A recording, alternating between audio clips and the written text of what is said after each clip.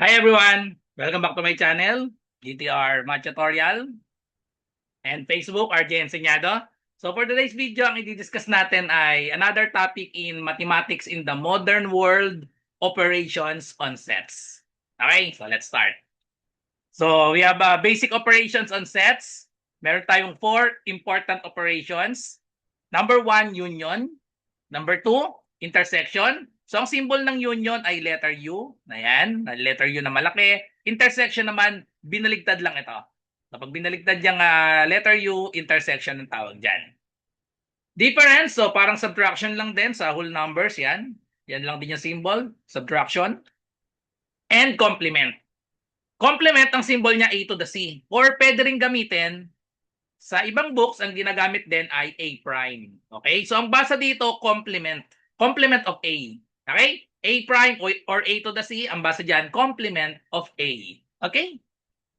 So, gagamitin natin yung Venn diagram dito sa operations on set para madali nyong ma-visualize.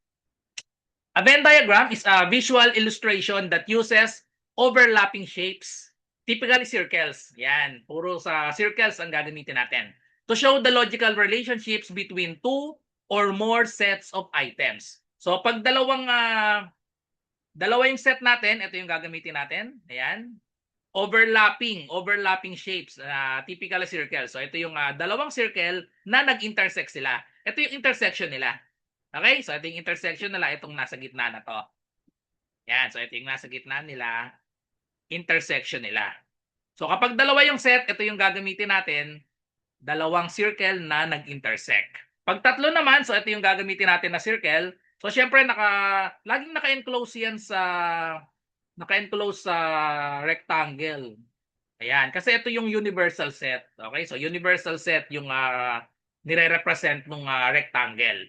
So kapag tatluhan, so ito yung A natin, ito yung B, lakayan lang natin, and then we have C. Tapos ito yung intersection nila, itong nasa gitna. So pag tatluhan, ito yung intersection nilang tatlo. Ito yung common sa kanilang tatlo. Tapos, meron ding common sa kanilang A and B. Ang common sa A and B, ito yung A and B. A and B only. Ito naman, B and C, ito yung intersection nila. Ito yung B and C only. And then, ito yung A and C. A and C only. So pag kinuha natin yung mga parts ng netong Venn diagram, itong part in common sa kanila. Itong part na ito, pag dalawahan, ito yung B only. Ito naman kabila, ito yung A only. Gagamitin natin itong Venn diagram kapag meron na tayong mga application, yung mga problem solving. So ito, intersection nilang tatlo itong red. Ito naman, ito yung A and B only. A and B, A and B only. Tapos ito yung B, B and C, B and C only. And then this part ay A and C, A and C only. And then itong mga natirang part dito, ito yung B only. Ito naman sa baba, ito yung C only. And then itong unshaded na ito yung A only. Okay? So yan yung mga parts ng Venn diagram. Sa dalawahan, ito naman yung sa tatluhan. Okay? So gamitin natin yan sa mga examples natin. So first operation, union of sets. So ito yung pinakamadali, union of sets. The union of two sets contains all elements that belong to either set or both sets. The symbol for union is, ayan, malaking U. We read this symbol as A union B.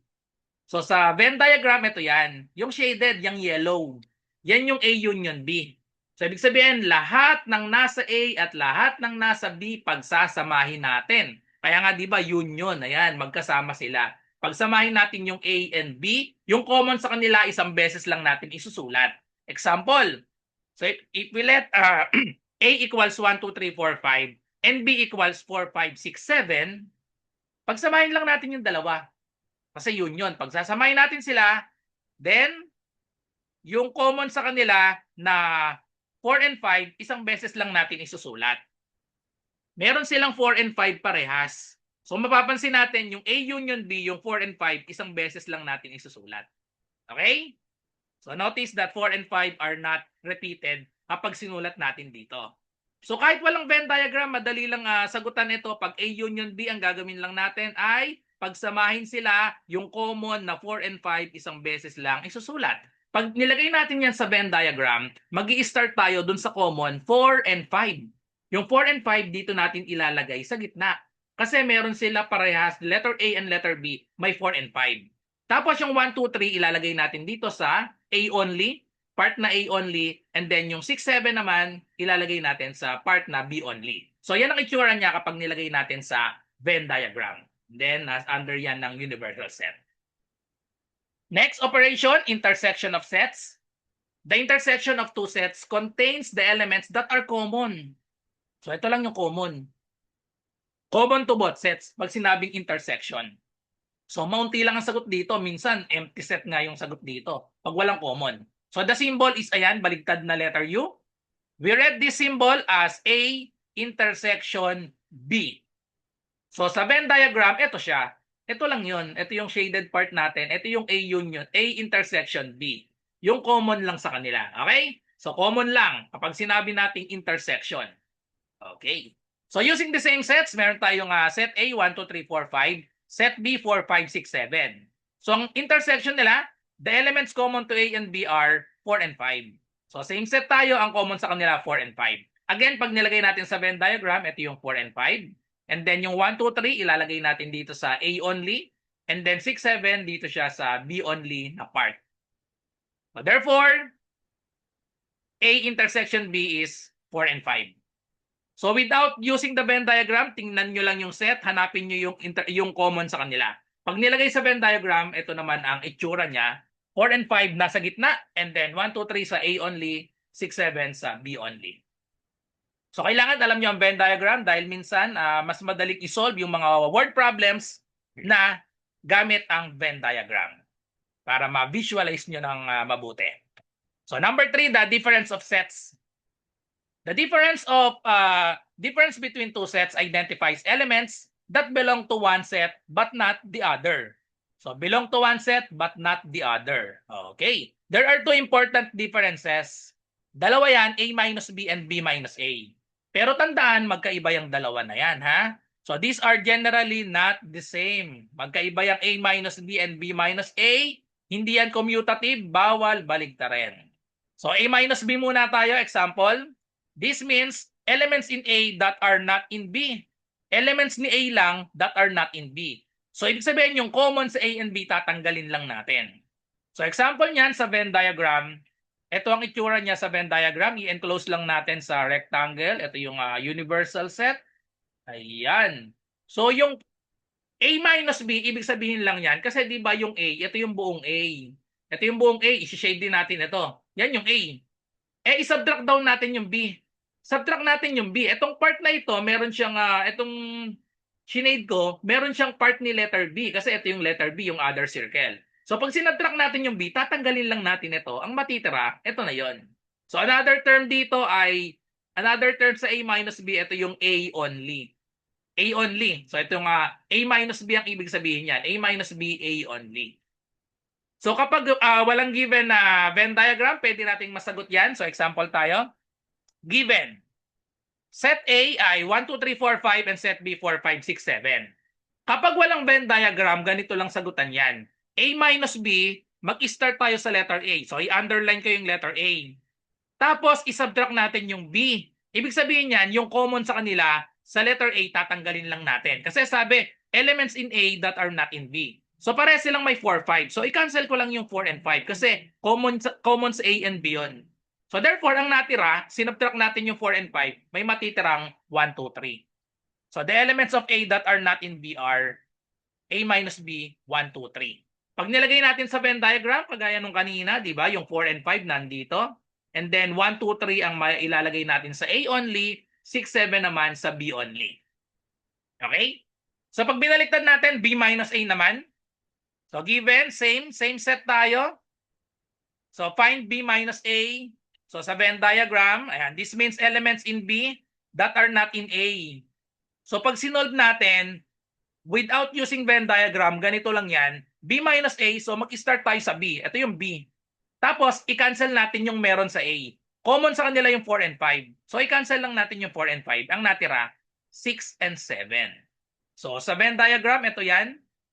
ito yung B only. B minus A, same yan sa B only. Pag dinrawing natin sa Venn diagram, again, intersection nila 4 and 5. And then, yung natira sa B, 6 and 7. 1, 2, 3 dito sa A only. So, ang value ng B minus A is 6 and 7. That set that contains 6 and 7. Okay? So, last operation, we have complement of a set. Complement.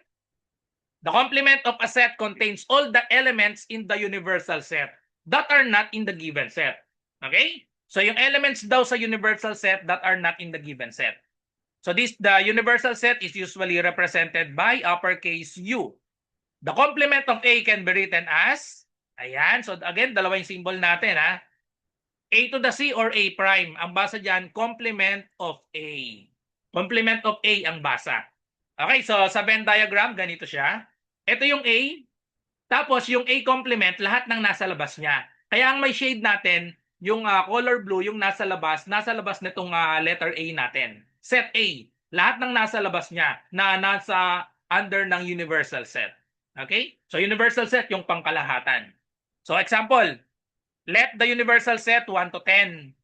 And then meron tayong set A 2, 4, 6, 8, 10. So pag nilagay natin sa Venn diagram, yung set A daw contains the even numbers. So ilagay natin dito yung 2, 4, 6, 8, 10. Ngayon, punta tayo sa universal set. I-cancel natin lahat. Parang ano rin to, subtraction, kasi i-cancel natin lahat ng nasa A.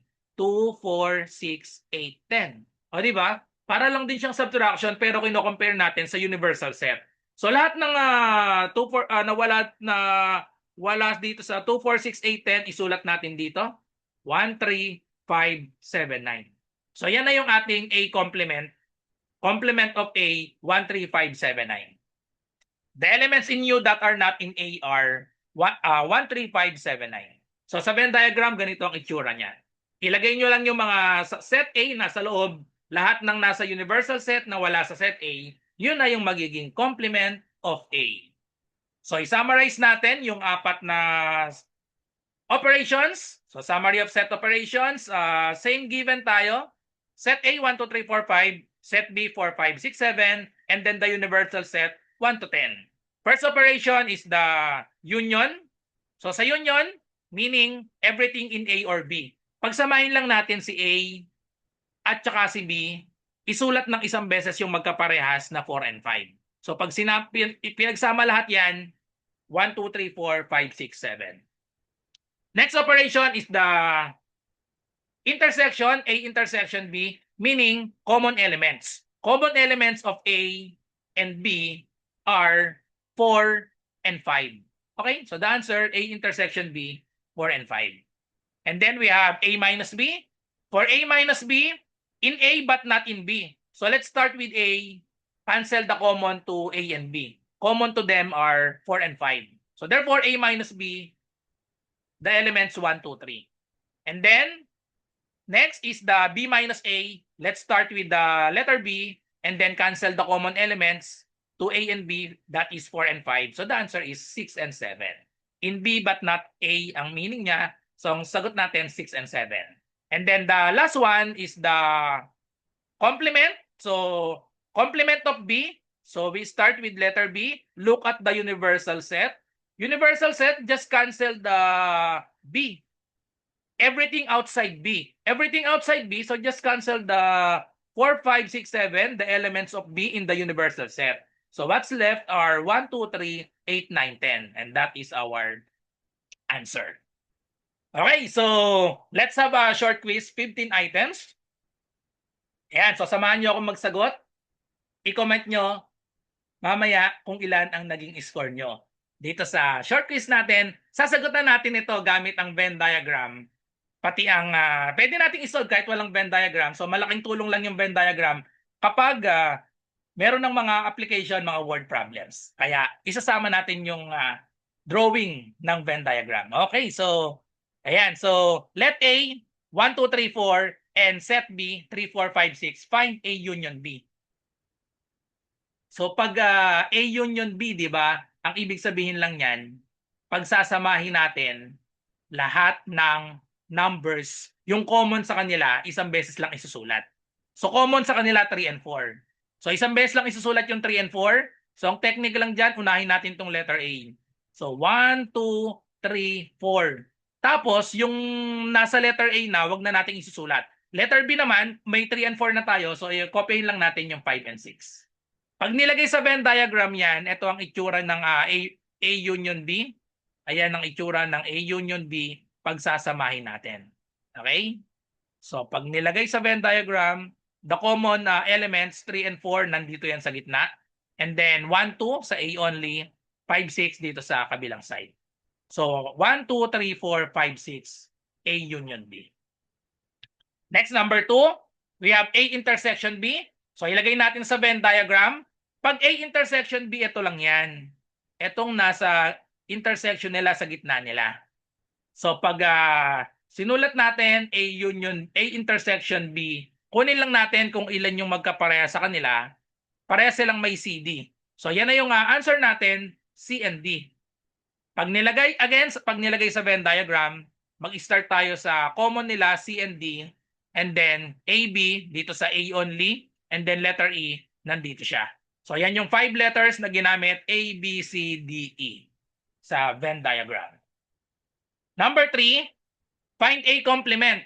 So complement of A ang hinahanap natin. So ang Venn diagram niyan ay ito yung A, yung circle. Yung A complement, ito yan, yung nasa labas. Nasa labas ng letter A. O, shade natin. Ayan. So ito yung nasa labas ng letter A. Yan ang representation niyan gamit ang Venn diagram. Okay? So pag sinulat natin yung set A, 2, 4, 6, 8. So nandito siya sa loob, 2, 4, 6, 8. And then tingin tayo sa universal set natin. Tanggalin lang natin yung 2, 4, 6, 8. Yung natira 1, 3, 5, 7, nasa labas yan. Ito na yung magiging sagot natin. Nasa labas 1, 3, 5, 7. Therefore, the complement of A prime equals the set 1, 3, 5, 7. Okay? Next, number 4. Let A, B, C, D, E, and B, G, H, E, F, find A minus B. So, i-drawing natin ang drawing ng A minus B. Ito yan. A only yan. Same yan sa A only. Kasi ito yung A. Ito yung kompletong A. Kompletong A. Okay? Ito yung kompletong A. I-subtract natin yung B. Tanggalin natin yung meron sa B. Matatanggal ito. So, ang natira, ito na lang. Yung part ng A. Pag nilagay natin yung mga numbers sa Venn diagram, start with common letters. Pare silang may letter E. So, dito natin ilalagay yung letter E. Itong F, G, H dito sa kabila. And then, yung natira dito, A, B, C, D dito naman. So, ito yung sagot natin. A minus B ay A, B, C, D. So, A minus B, ang sagot natin dyan ay A, B, C, D. Kahit walang Venn diagram, ganito lang siyang isagot. A minus B, magsimula tayo sa A. Subtract natin yung nasa letter B din. May letter E sila parehas. Kaya, cancel the letter E. So, ito na yung sagot. Tanggalin lang si letter E. Okay? Number 5, so we have B minus A. So, pwede nating sagutan without using Venn diagram. Ganito lang siya. Kopyahin natin yung letter B. I-subtract natin yung A. Ano yung common sa kanila? Parehas silang may 6, 7. So, tanggalin lang natin yung 6, 7. So, therefore, the answer, B minus A equals the set 8 and 10. So, gamitan natin ng Venn diagram. Pakita lang natin, ang B minus A ay itong part na ito. So, pag nilagay natin sa Venn diagram, ang mga numbers natin, ganito siya, i-represent 6 and 7 sa gitna. And then 3, 4, 5 dito sa A only. And then 8, 10 dito naman sa part na ito. Number 6. Set A, 1, 2, 3, 2, 4, 6. Set B, 1, 3, 5. Find the A intersection B.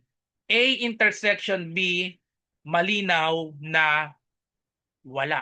No common elements. No common elements. Tama? 2, 4, 6, 1, 3, 5. So therefore, the answer is empty set. Tandaan, ang pagsulat ng empty set ay 0 na may slash or pwede rin brace na walang laman. Wag na wag nyong gagawin yung ganito na pinagsama nyo. Pag pinagsama nyo, mali yan. Kailangan isa lang ang gagamitin. Either empty set, either 0 na may slash or brace na walang laman.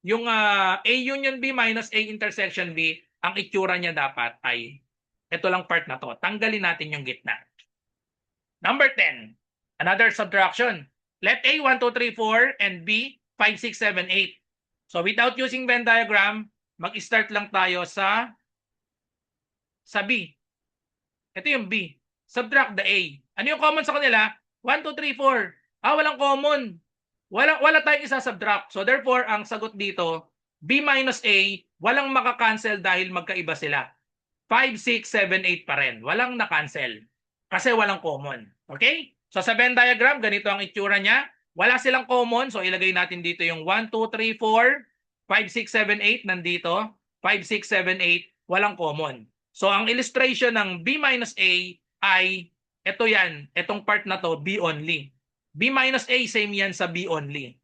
Ayan. B only ang ibig sabihin ng B minus A. So the answer, 5, 6, 7, 8. Number 11, if set A such A is the set of all x such that x is an even number less than 10.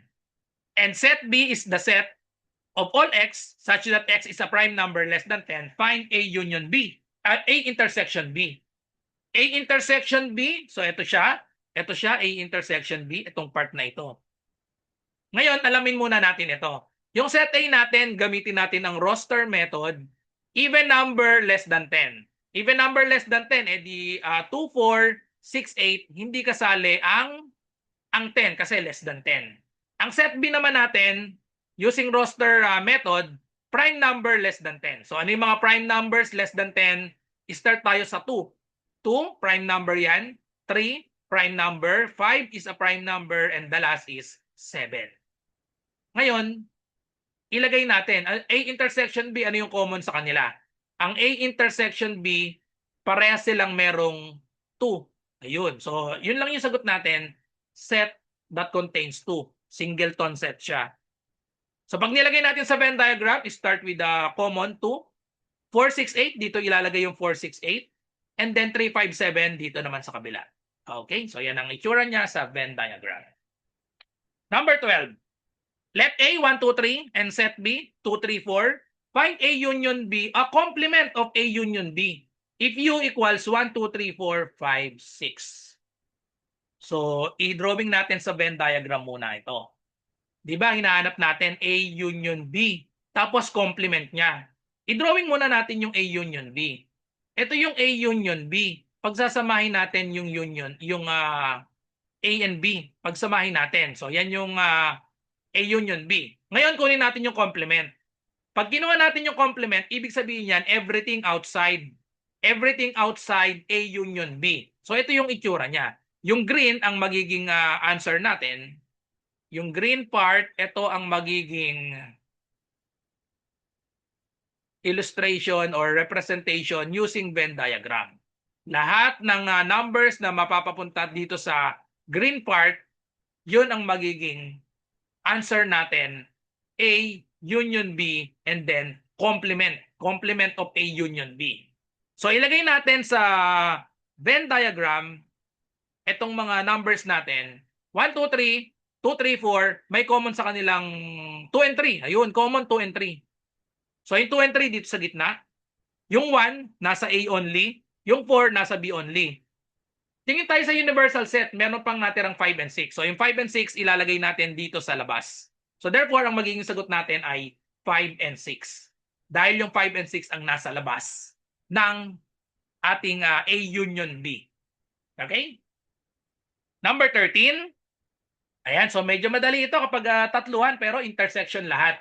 Intersection, A intersection B intersection C. So sa Venn diagram, ibig sabihin lang yan, tatluhan. Ito yan.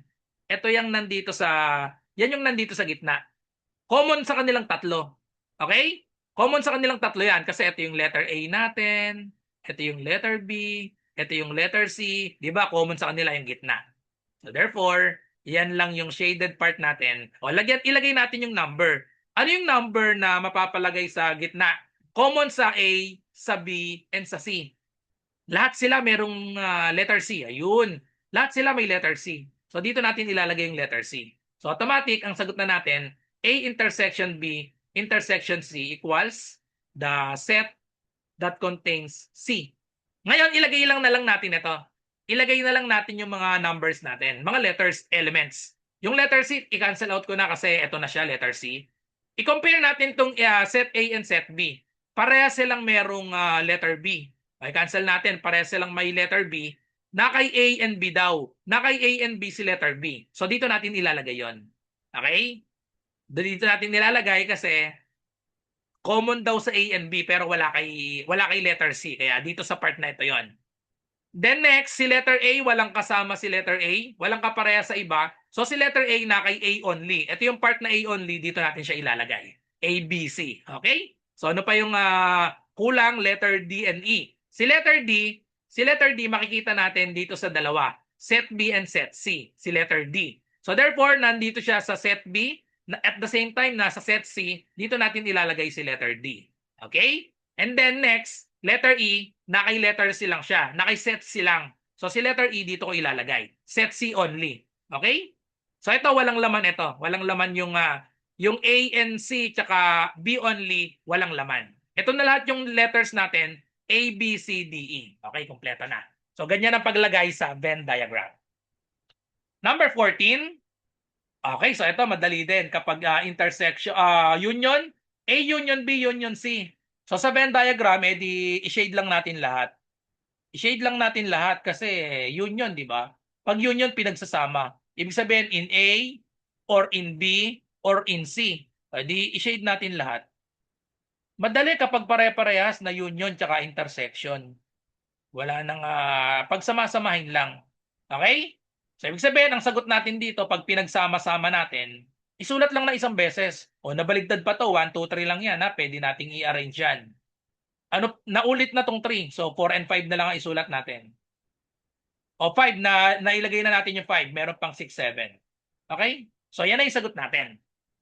So, ngayon, ilagay na lang natin itong mga numbers na ito. Dito sa Venn diagram, ano yung common sa kanilang lahat? Walang common sa kanilang lahat. Dahil walang common sa kanilang lahat, mag-start na tayo dun sa A and B muna tayo. Common sa A and B. Common sa A and B, parehas silang merong 3. O, tanggalin na natin si 3. Common sa A and B yan, dito ko ilalagay. Green ang gamitin ko para kita nyo. Sa A and B, nandito si 3. Tapos, si 1. O, ilagay natin si 1. Si 1 na kay A lang. So, dito si 1. Si 2, na kay A lang si 2. So, dito si 2. Si 4, makikita si 4 sa letter B lang. So, dito si 4. Si 5 ay makikita kay letter B and letter C. Letter B and letter C. So, dito ko ilalagay si 5. And then, si 6 at 7, na kay letter C only. So, dito si 6 and 7. Ito, walang laman. Walang laman itong dalawang part na ito. Okay? Last number. Number 15. Let A, A, B, C, D. Set B, C, D, E. Set C, D, E, F. Ayan. So, ang hinahanap natin, A intersection B union C. So pag dinrawing natin yung B union C, ito yung B union C. Pagsasamahin natin si B tsaka si C. B union C. Ito yan, B union C. Pinagsama natin. Ngayon, kunin daw natin ang intersection kay A. O i-shade natin si letter A. Ito naman si letter A. Yung buong A. I-shade natin yung buong A. Okay? Ngayon, ano yung intersection nila? Ano yung intersection ng A tsaka ni B union C?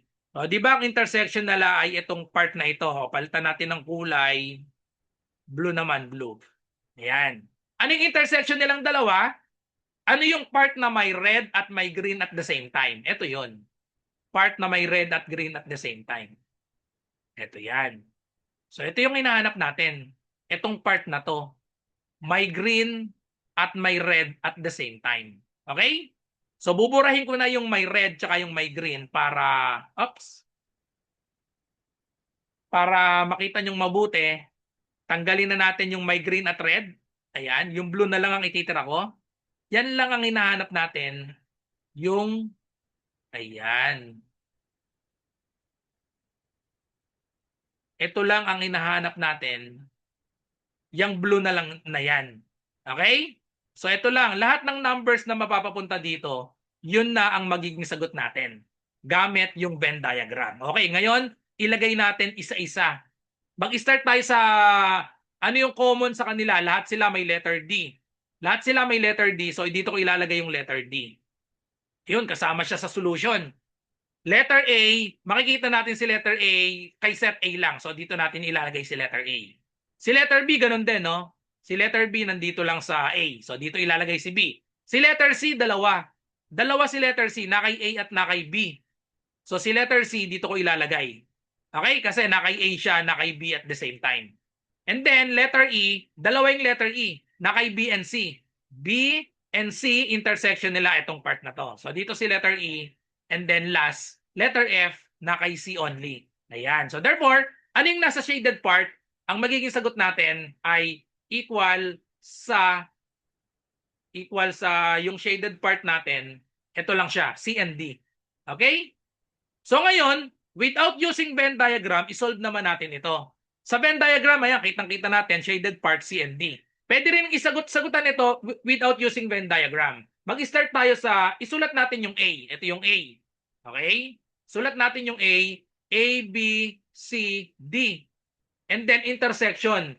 Intersection, isulat natin yung B union C. Ito yung B union C, pagsamahin natin. Pagsamahin natin, edi CDE, CDE, and then CDE, may DE na dito, F. Ano yung intersection sa kanila? Ano yung common? Common letters natin, ayun, CD. Parehas silang merong CD. So therefore, ito na rin siya. Same answer. Pinakita lang natin using a Venn diagram para may idea kayo paano i-drawing gamit ang Venn diagram. Pero actually, yung mga operations natin, kayang-kayang isolve kahit walang Venn diagram. Kapag alam nyo lang yung mga technique, ulitin natin, union, pagsamahin. Intersection, common sa kanila. Subtraction, mag A minus B, punta lang kayo sa A, cancelin nyo yung may common sa B. Or B minus A naman, punta kayo sa B, i-cancel nyo yung may common kung ano yung isasubtract nyong set. And then complement naman, lahat ng nasa universal set na wala kay A, kung A complement. Kung B complement, wala kay B. And then pag pinagsama-sama natin yung operations, maganda, gumamit tayo ng Venn diagram. Minsan mahirap isolve kapag or makakatulong yung Venn diagram. And then kailangan din maalam kayo ng Venn diagram para pagdating sa application nito, word problems, magandang may Venn diagram. Pag nagsosolve ng word problems, madaling ma-visualize. Okay, so that's all. Thank you for watching. I hope may natutunan kayo sa video na ito. Kung first time nyo, huwag kakalimutang mag-subscribe or follow GTR Math Tutorial on YouTube and RJ Enseñado naman on Facebook. So bye-bye and God bless.